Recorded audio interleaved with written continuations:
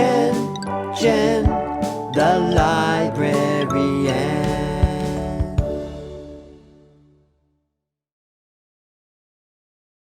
Hi boys and girls, I'm Jen the librarian, and when I was a little girl, my sister read me this book, Miss Nelson is Missing, and it is still my favourite children's book to this day.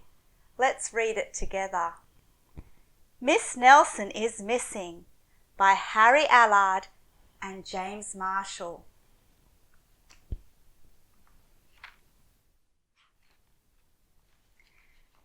The kids in room 207 were misbehaving again. Spitballs stuck to the ceiling. Paper planes whizzed through the air. They were the worst behaved class in the whole school. "Now settle down," said Miss Nelson in a sweet voice. But the class would not settle down. They whispered and giggled. They squirmed and made faces. They were even rude during story hour.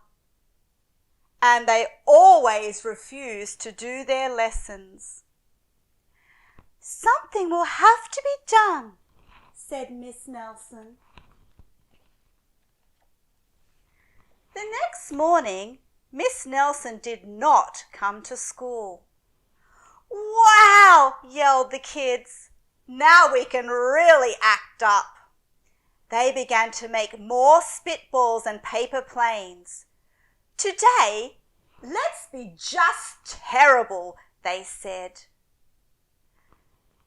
"Not so fast," hissed an unpleasant voice. A woman in an ugly black dress stood before them. "I am your new teacher, Miss Viola Swamp," and she rapped the desk with her ruler. "Where is Miss Nelson?" asked the kids. "Never mind that," snapped Miss Swamp. "Open those arithmetic books." Miss Nelson's kids did as they were told. They could see that Miss Swamp was a real witch. She meant business. Right away she put them to work, and she loaded them down with homework.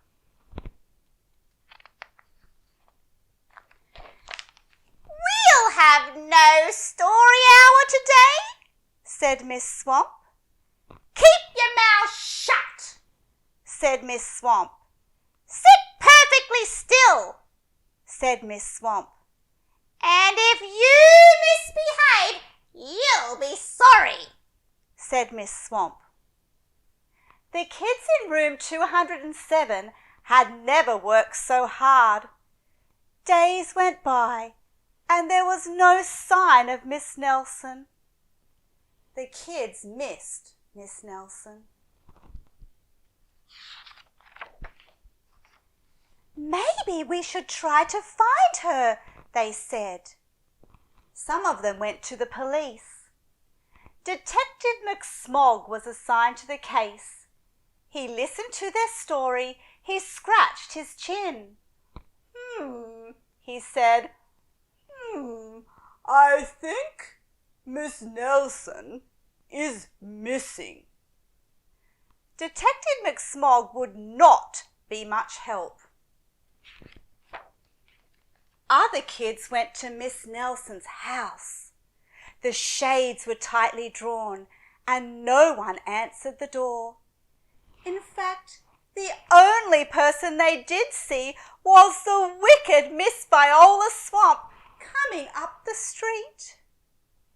"If she sees us, she'll give us more homework." They got away just in time. Maybe something terrible happened to Miss Nelson. "Oh, maybe she was gobbled up by a shark," said one of the kids. But that didn't seem likely. "Maybe Miss Nelson went to Mars," said another kid. But that didn't seem likely either. "I know!" exclaimed one know-it-all. "Maybe Miss Nelson's car was carried off by a swarm of angry butterflies." But that was the least likely of all. The kids in room 207 became very discouraged. It seemed that Miss Nelson was never coming back, and they would be stuck with Miss Viola Swamp forever. They heard footsteps in the hall. "Here comes a witch," they whispered. "Hello, children," someone said in a sweet voice. It was Miss Nelson. "Did you miss me?" she asked. "We certainly did," cried all the kids. "Where were you?" "That's my little secret," said Miss Nelson. "How about a story hour?" "Oh, yes," cried the kids. Miss Nelson noticed that during story hour no one was rude or silly. "What brought about this lovely change?" she asked. "That's our little secret," said the kids. Back home, Miss Nelson took off her coat and hung it in the closet right next to an ugly black dress. When it was time for bed, she sang a little song. "I'll never tell," she said to herself with a smile. P.S. Detective McSmog is working on a new case. He is now looking for Miss Viola Swamp. Do you know where Miss Nelson was? Thank you for listening to my story. I hope to see you all again next time. Bye.